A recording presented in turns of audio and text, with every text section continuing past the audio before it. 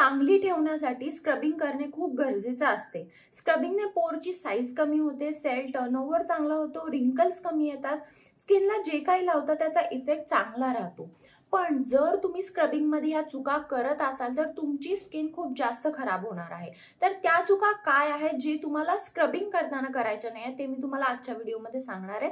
चला तर मग हा स्क्रबिंगचा व्हिडिओ आपण लगेचच चालू करूया। पहिला आहे ओव्हर स्क्रबिंग। तर ज्यादा स्क्रबिंगने ना स्किनचा बॅरियर डॅमेज होतो, स्किनवर लालपणा, ड्रायनेस होतो, सेन्सिटिव्ह स्किन असेल तर रॅश पण येऊ शकते। तुम्हाला आठवड्यातून फक्त 2 वेळा स्क्रब करायचा आहे।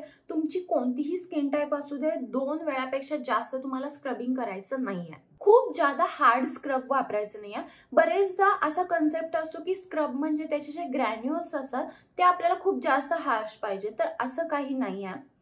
चेहऱ्यासाठी नेहमी माइल्ड स्क्रब वापरा। म्हणजे तुमची कोणतीही स्किन टाइप असू दे, तुम्ही माइल्ड स्क्रब वापरू शकता, नाहीतर तुम्ही घरी घरगुती पद्धतीने स्क्रब बनवू शकता आणि ते वापरू शकता। जर तुम्हाला मार्केटमधून आणायचं तर तुम्ही फेस स्क्रब, चेहऱ्यासाठी फेस स्क्रबच वापरायचा आहे। बॉडी स्क्रब कधी फेसला वापरायचं नाहीये, कारण आपल्या बॉडीची स्किन आणि चेहऱ्याची स्किन वेगळी असते। स्क्रबिंग नंतर चेहऱ्याला मॉइश्चरायझर किंवा एक हायड्रेटिंग सीरम लावायला विसरू नका। स्क्रबिंग नंतर मॉइश्चरायझर लावायची खूप जास्त गरज असते स्किनला, त्यामुळे मॉइश्चरायझर कधी मिस करू नका।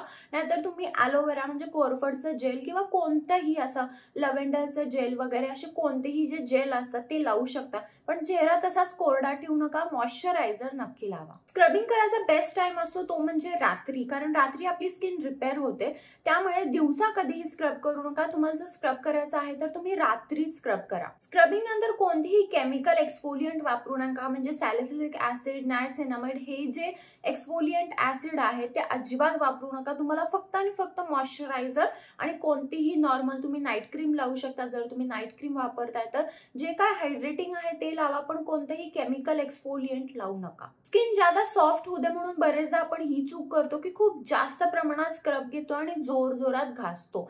तर अशा पद्धतीने जर तुम्ही स्क्रबिंग केलं तर तुमचा स्किनचा बॅरियरला प्रॉब्लेम येऊ शकतो आणि तुम्हाला पिंपल्स पण येऊ शकतात। त्यामुळे तुम्हाला एकदम जास्त जोरात स्क्रब करायचं नाहीये। कोणतेही जे काही तुम्ही स्क्रब घेता तुम्हाला एकदम हळूवार पद्धतीने स्क्रब करायचं आहे आणि डोळ्याच्या इथे तुम्हाला स्क्रब करायचं नाहीये। तर ह्या होत्या काही चुका जे आपण स्क्रबिंग करताना करतो, तर ह्या चुका तुम्ही टाळा। ह्या चुका जर करत असाल तर तुमची स्किन अजून जास्त खराब होईल। तुम्हाला तेवढ्यापुरतं थोडासा चेंज दिसेल की तुमची स्किन ग्लोईंग झाली आहे, पण नंतर तुम्हाला परत 2 दिवसांनी वगैरे पिंपल येऊ शकतात। त्यामुळे ह्या चुका स्क्रबिंग करताना करू नका।